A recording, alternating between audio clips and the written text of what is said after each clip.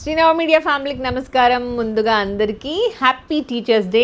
మా టీచర్స్ అందరికీ నమస్కారం. సో మా పొట్టిది వాళ్ళ టీచర్స్ కోసం ఏదో రెడీ చేసింది. యాక్చువల్గా స్కూల్లో వాళ్ళ టీచర్స్ కోసం కూడా గ్రీటింగ్ కార్డ్స్ రెడీ చేసింది.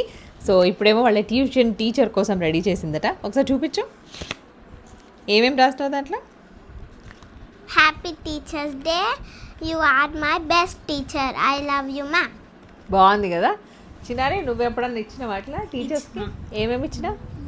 నేను బ్రిలియంట్లో చదివినప్పుడు పెన్స్ గిఫ్ట్కి ఇచ్చిన అనమాట టీచర్స్కి.